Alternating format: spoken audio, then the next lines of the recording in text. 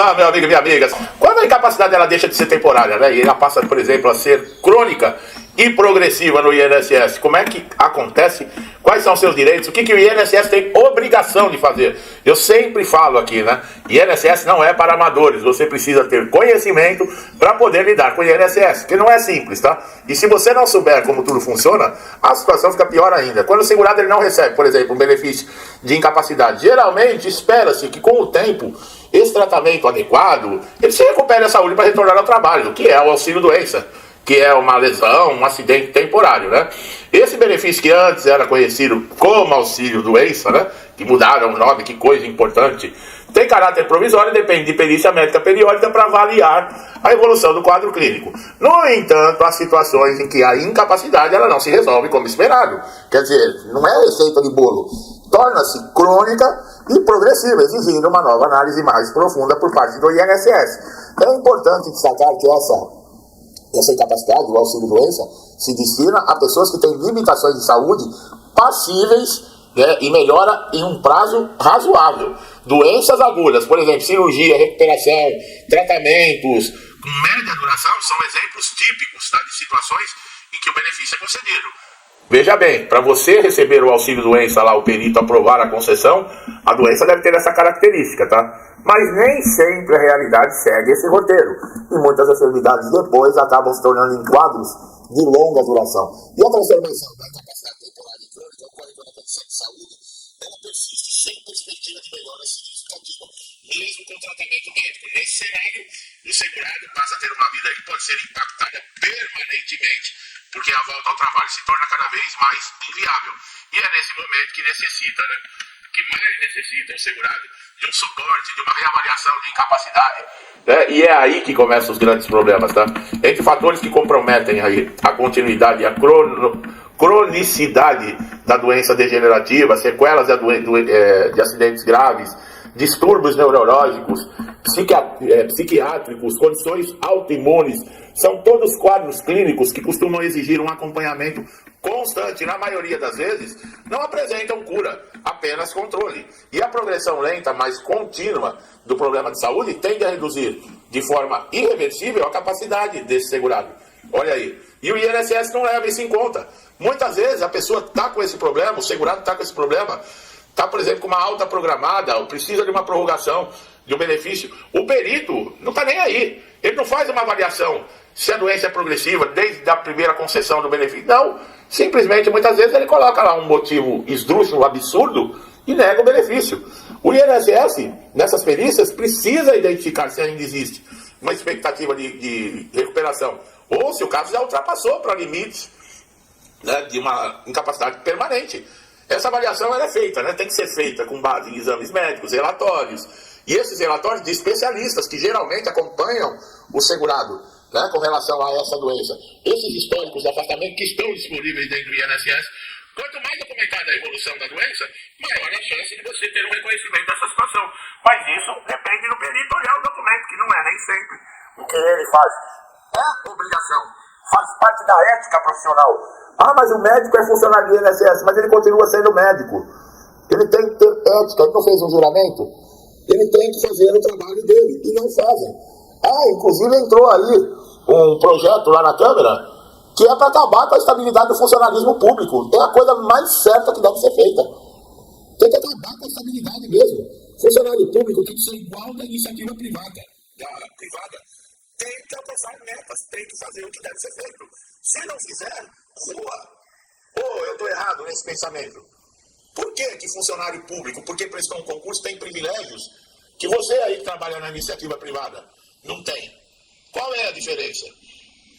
Quando há constatação de que não existe possibilidade de retorno ao trabalho, nem em médio, nem em longo prazo, esse benefício tem que ser convertido em aposentadoria por invalidez permanente. Anteriormente, né? Entra aí um grande problema, né? Porque antes da reforma da Previdência, quando acontecia uma conversão como essa, a pessoa passava a receber praticamente o salário que ela ganhava na ativa e era aposentado por invalidez. Agora, depois da reforma da Previdência, tem muita gente que não quer. Porque a pessoa recebe uma média de 91% do que ganha na ativa no auxílio-doença. Se converte para aposentadoria por invalidez, cai para 60%. Se não for um acidente ou uma doença relacionada ao trabalho, olha aí. Então, como é que você pode falar hoje de alguém que já está passando por uma dificuldade de receber 90%, 91% do que ganhava na ativa? Vamos lá, cada R$1.000, você está dando 5 doenças, você recebe entre 900 e 910. Se te aposentarem por invalidez, você passa a receber 60, R$600 depois da reforma da Previdência. Se for uma doença, é um acidente que não está relacionado ao trabalho. Aí é 100%. Quer dizer, olha o absurdo. Deveria ser ao contrário. Você recebe 91% de auxílio-doença, que é uma incapacidade temporária, mas quando ela se torna permanente, deveria ser 100%. Desculpa. Você não pode submeter o segurado a uma queda de rendimento. E outra, muitas vezes, essa é a única fonte de renda da família. Quer dizer, já está difícil com 91%, imagina com 60%. Quer dizer, quem vai querer converter o benefício de auxílio-doença e aposentadoria por invalidez? Exatamente isso que eles fizeram. Sabe, é uma das críticas que eu tenho da reforma da Previdência é essa. E eu nunca escondi nada de ninguém aqui. As pessoas, de direita, Bolsonaro, eu não sou bolsonarista, não. Eu vou pelo certo. Ah, mas o Bolsonaro, quando você fala, porque tem a mesma ideia que a minha. Pensa em família, pensa em Deus, acredita em valores. Pode ser o Bolsonaro, o Zé da esquina, o João, lá não sei do que, pode ser quem for. A pessoa se identifica com os meus valores. E esse é um dos absurdos que eu não concordo. Podia ser a reforma da Previdência na mão de qualquer um. E já disse que tem ministro lá, entendeu? O Barroso, que votou que não, que tem que ser 60% mesmo. Quer dizer, é para ferrar a vida. Né? Hoje nós temos aí a justiça, né? Que nós estamos vendo que é a criadora e fazedora de injustiças, né? Aprovando esses absurdos. Esse processo ele não é automático, tá, pessoal? Muitas vezes você continua recebendo e até a convocação para perícia, onde você vai ter que apresentar. Você vai ter que apresentar documentação, isso, aquilo, para você se aposentar por invalidez e diminuir o seu rendimento. Quer dizer, olha os absurdos, né? Quando eu falo que eles mexem em legislação previdenciária, nunca é para melhorar, é sempre para piorar a situação do segurado. E tem gente que fica bravo aqui, porque eu falo a verdade, né? Tem gente aqui que fica bravo. Quando eu falo que sindicatos, associações, são um bando de vagabundos que estão roubando aposentados, pensionistas há mais de 30 anos, né? Tem gente aqui que fica revoltado. Olha a CPMI lá, já tem 2 em cana. Olha as coisas que estão vindo à tona, né? Para você que acredita em picanha e cerveja, tira essa venda do seu olho e enxerga o mundo de verdade. Para de acreditar em Coelhinho da Páscoa, em Papai Noel. Bom, o acompanhamento de especialistas é fundamental para demonstrar, tá, ao perito a realidade do quadro. Mas é que eu falo, ele tem que olhar. O perito tem que ler os relatórios detalhados, ver os exames de imagem, histórico de internações, laudos de terapia, são peças-chave de um processo como esse. O INSS se baseia em critérios técnicos, né? Mas cabe ao segurado apresentar a documentação, que muitas vezes vai ser desprezada pelo perito. Mas essa documentação ela não é desprezada na justiça, tá, pessoal? Se o perito do INSS não olha, não tem problema, porque o perito judicial e o juiz vão olhar. Tá? Além dessa comprovação médica, é necessário demonstrar que a incapacidade está ligada diretamente, olha lá, à atividade profissional. Isso é o tal do nexo causal.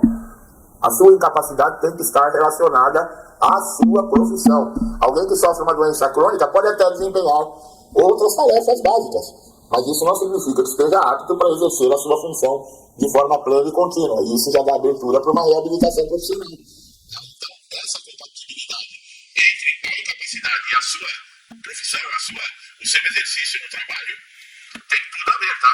Outro aspecto deve ser considerado, que a maioria das vezes o INSS não considera: a idade do segurado, o histórico profissional, a escolaridade, tá? Existem muitos casos em que pessoas jovens podem até serem reabilitadas, né? Mas quando a progressividade da doença impede qualquer adaptação, a concessão ela deve ser inevitável, já que, por exemplo, idosos não tem mais condições de você reabilitar.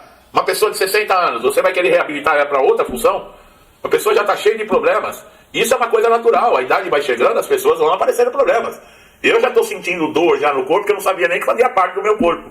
Eu nem sabia que tinha isso no corpo e hoje é um terror. Vai fazer o quê? É a idade, né? É comum que o segurar. Ou você aí não sente nada. Paga de ser mentiroso ou mentirosa. É claro que sente.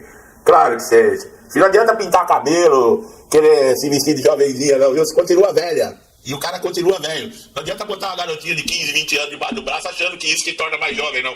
Ao contrário, te torna uma piada. Que a menina tá no fogo daquele jeito. E você, meu amigo, tá a meia boca. Tá? É comum segurar essa situação, enfrentar batalhas administrativas e até judicial, tá? Para garantir os seus direitos. O processo pode ser demorado, exigir perícia, tá?